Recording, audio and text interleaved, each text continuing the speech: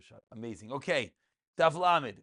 Here we go. So yesterday we learned really wrapped up the previous Sugya, which we're going to start. We'll just do a quick chazara as we give everyone another moment to get themselves settled. We did the Shita of Rav Yitzchak Bar Nachmani or Shmuel that taught us that the din of Lulav HaGazel is only Yom Tov Rishon. Yom Tov Sheni, mitoich sheyatz b'shol, yatz nami b'gazel. The Gemara had a kasha. The Gemara said, the Mishnah said gazel's possible. So when's the Mishnah talking about? If you're going to tell me it's on the first day, what do you mean? The first day, Rav Yankiv's here. If you tell me the first day is din of lachem. So rather you're going to tell me it's the second day. So what the man in the Mishnah said gazel's possible? So the Gemara answered really on day number 1, v'loi mi ba'i kamer. Loi mi ba'i, it's pashit that shal. It comes up very counterintuitive as we say in English. That a lulav hashal is pashit that it's possible. Why is it pashit? Because it's not yours. It's not yours. Rasuli's pointed out something very nice, which we could point out. That avada lulav hashal, you're allowed to use a shal, and you're chayiv for when you borrow something.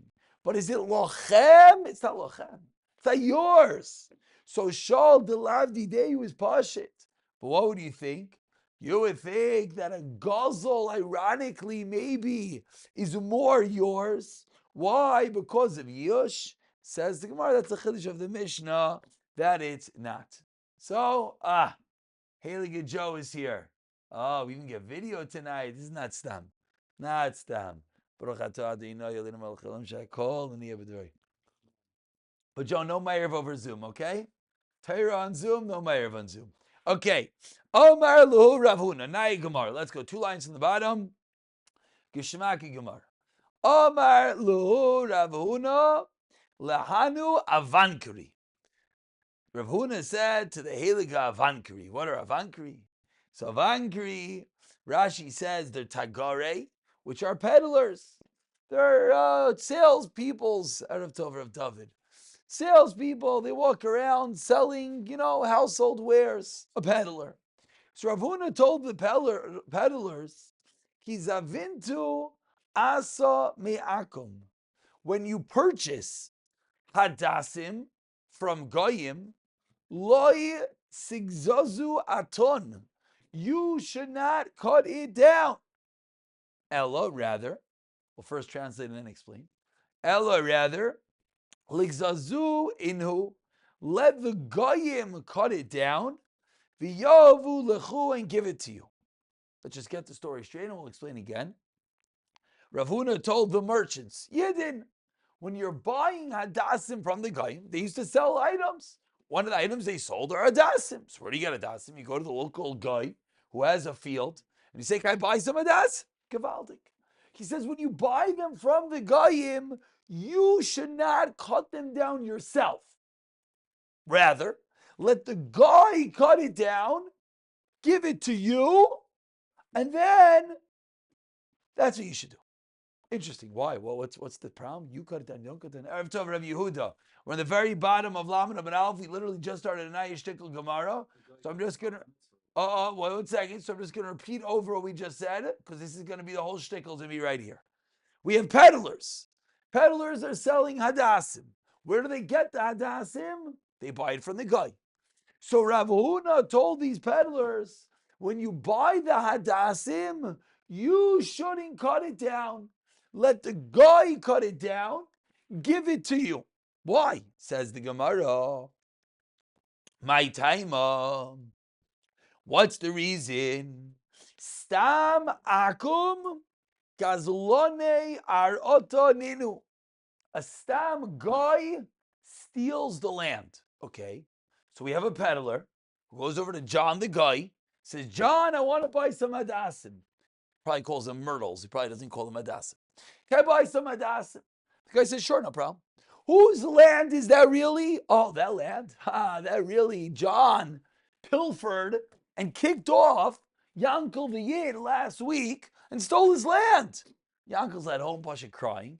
John sitting there proving pilots of the land. And now, in comes the peddler to buy the hadassim. Who owns those hadassim? Not John the guy. So therefore, what? Keep on going, flip over to Amud Beis. V'karka einoi nigzelis. There's a problem. You can't steal land. Now, what does it mean you can't steal land? Look at the top few words in Rashi. Rashi says kiloimar. We know whenever Rashi says kiloimar, what does that mean? Rashi's telling you this is not pashib shat. Meaning the words mean land isn't stolen. Kiloimar, no, it's like deeper. Einoi kinuya legazlin. The one who's stolen doesn't have an acquisition b'shum yish, with yish. Okay, now we can understand a little bit what's going on. Normally, I go over to Yaakov, smack him in the face, steal his pencil. Whose pencil is it? Yaakov's. Tomorrow, don't worry. Tomorrow, Yaakov says, you know what? It's just not worth it. I'm going to take the rabbit to bed, and the whole thing's going to get messy. You know what? Yesh, I despair of getting back to pencil. Who owns the pencil right now? I am the bailam of that pencil. I could go and marry a woman with it. Okay, punkta married, minor issue. Okay, the chayrim's over. Okay, no one knows about that. Okay, I could go and marry a woman with that pencil. Why? It's mine. Why is it mine? Cause yesh. Good. But if I went over to Yaakov, if I went over to Yaakov and I went to his house, threw him out of the house, said, told him, Yaakov, the house is mine. What in the world's going on over here? The next day, he says, you know what, I'm not fighting with the rabbi. Anyways, I just made $1 million. I'll buy something else. It's all good. Do I own the house? No. Why? Karka einoi nigzelis. Who cares whether the guy... Good. So now let's go to the next step. What? Oh, 100%. It's 100%. Good. Let's remind ourselves. There's two things always going on. Number one is bailus. I own the pencil. I can't do a mitzvah with it. You're right. It's mitzvah b'aver. There's a stigma on the pencil. But now let's say after karka einoi nigzelis, right? So who owns the land? He still does. So who owns the hadassim in the land? Not the guy. It's the original Yids. Says the Gemara. So what happens? V'karka einoi nigzelis.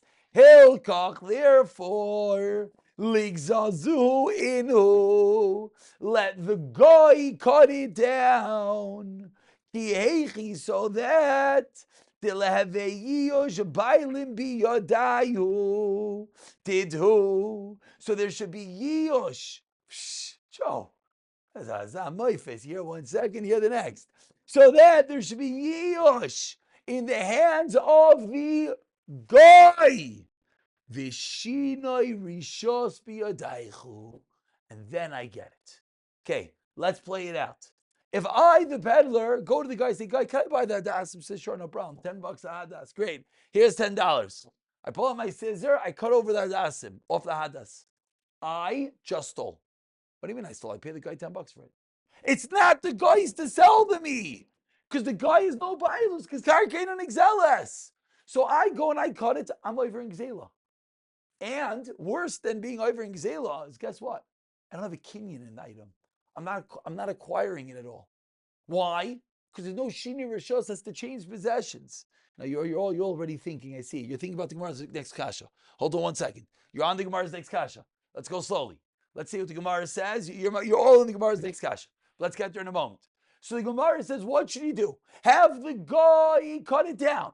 Okay. Once the guy cuts it down, what happens? It's not karka anymore. It's not karka anymore. What happens? There is yish. We're assuming the case is, we're just going to assume without getting complicated, the Rishayim, there was yish. The owner already despaired. This guy owns this land for 10 years. Happens to be karka einoi nigzelis. Has nothing to do. But if the guy cuts it down, automatically what happens? Yish. Who owns it now? The guy. I buy it from the guy. Shini rishos. Now I own it. So Rav Huna told the peddlers. Now we have a full story. He told the peddlers, when you buy kizavin to asa me'akum, don't cut it down. Rather let the goyim cut it down. Why? Because the land is stolen. And land can't be stolen. Therefore, make the guy cut it down. So there's number one, yush, and number two, shinoi rishos, that becomes yours. Period. So far, so good. But now let's see the Gemara's kasha, which I think is what's bothering everyone. Says the Gemara, Saif. At the end of the day, Ki gazizu avankari. Let's say the peddler cut it down. So what happens? He's stealing. Okay, fine, he's stealing. Don't worry about his affairs right now.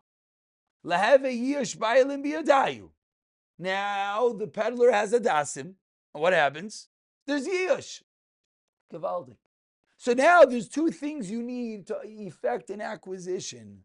One is yish, and two is shinui rishos.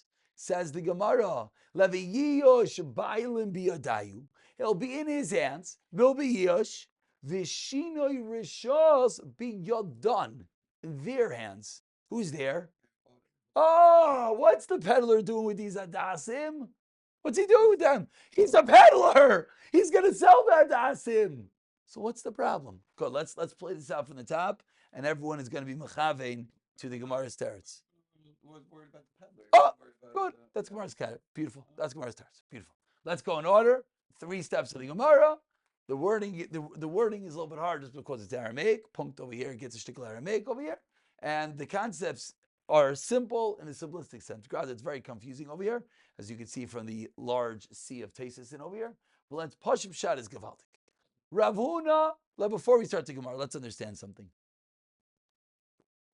In order to have a kinyan on something, the Gemara is assuming, and we're just going to take it as an assumption without getting any deep, is that there needs to be 2 things to have bailus on someone else's item. You need yish and you need shini rishos. Now you're all wondering, why do you need shini rishos? Why isn't yish itself enough? Good question. Maybe in the next Gemara will be a little bit clearer. Because there's really always 2 things you need, and this will be the hakdama to the next Gemara. Either you need yish, and now you need something with yish. Either shini rishos or shini hashem. The item needs to have a new name change. That's how the Gemara is going right now. Slow. No. This is by everything. By everything. So far, the Gemara is assuming right now, we can take it as an assumption, a hanacha, to make life simple. You need to have yish, and you have some level of shini. So says the Gemara, very simple. Shmuel, Rav Huna called up the peddler and said, guys, I want to help you guys out. You're busy selling adasim. I don't want you guys to mess everyone up. Because what's the problem here? He's selling adasim. So we want there to be what? Lachem. Now, Rav David's bothered what happened to mitzvah baba aveira, which is a very valid question that maybe we have to get back to. But right now we're dealing with the frame line, baseline over here. You need to have lachem, you need to have ownership. So says Rav Huna, let's go slowly over here. Peddlers, you go to the guy, you give the guy $10. Guy says, great, go cut what you want. You cut it, you just stole, number 1. Number 2, you don't have any ownership of it because there's no change of possession. In order to have bailus, you have change of possession. Step number 1. So what should you do? Let the guy cut it down. Guy cuts it down, what happens? Yish. You get it from the guy, shini rishos. Bailus, everything's good.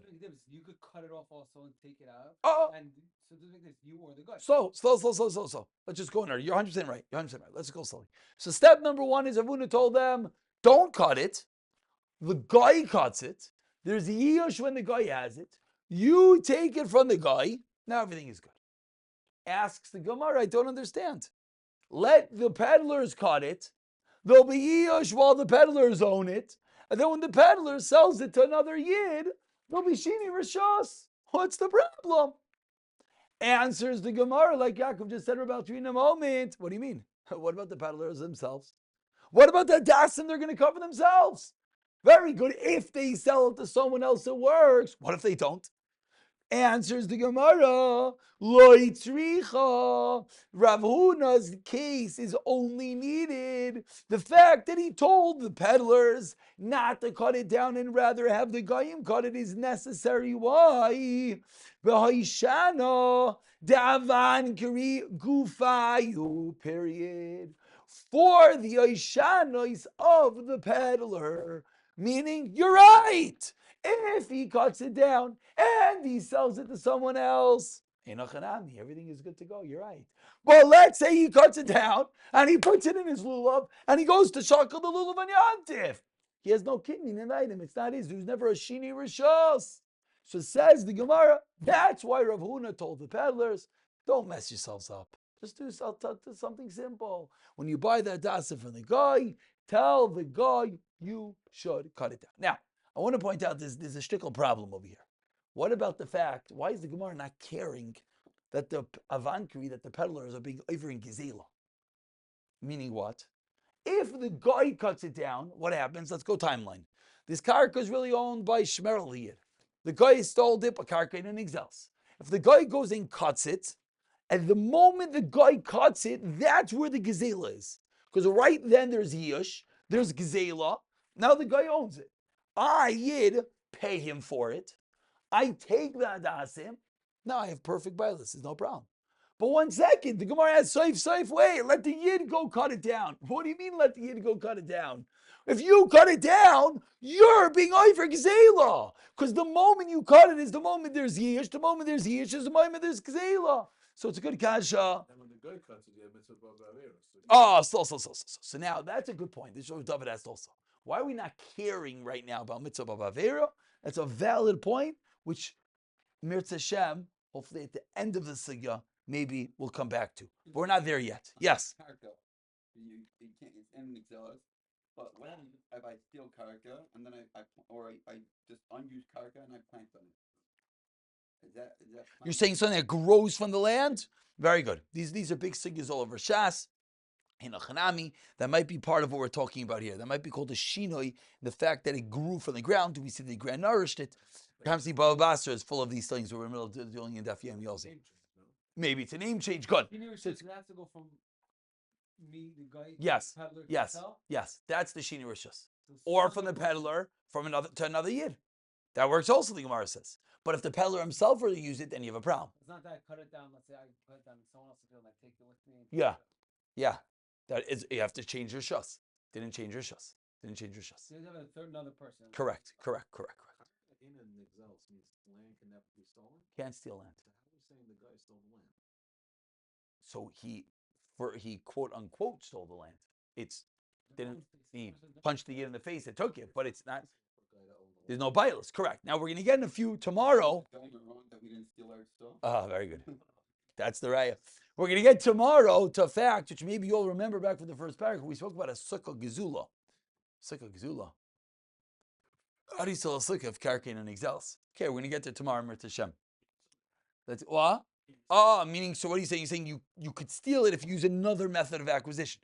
Very good. We'll get there. We're going to get there. Let's go a job further than the Gemara. Frakti Gemara. V'lekninu b'shinoi ma'isa. What are you doing with the dasim? You're putting it with your lulav, right? You're machan a lulav matzif. Frakti Gemara, shinoi ma'isa. That itself should be a shinoi to make a kinyan. Says the Gemara, an interesting teretz. Kosavar, we're going with the opinion, lulav ain't sarich eged. You don't have to bind up the lulav. So you don't have to bind up the lulav. There's no shinoi ma'isa. And even if you're going to tell me lulav sarich eged, I'll give you another reason why it's not called a shinoi ma'isa. Shinoi achayzer libriyasayu. It's a change that's going to revert back. V'shinoi achayzer libriyasay lo yishvekina. And I don't want to dive into this right now because to say it simply, you're just tying it together. Now you could just untie it and it falls away.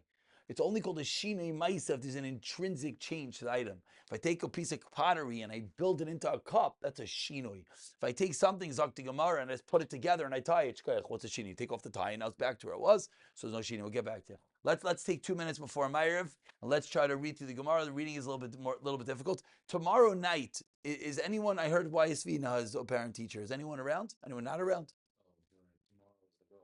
Anyone? So you know what we're gonna do, Avi? We're gonna take a poll tomorrow.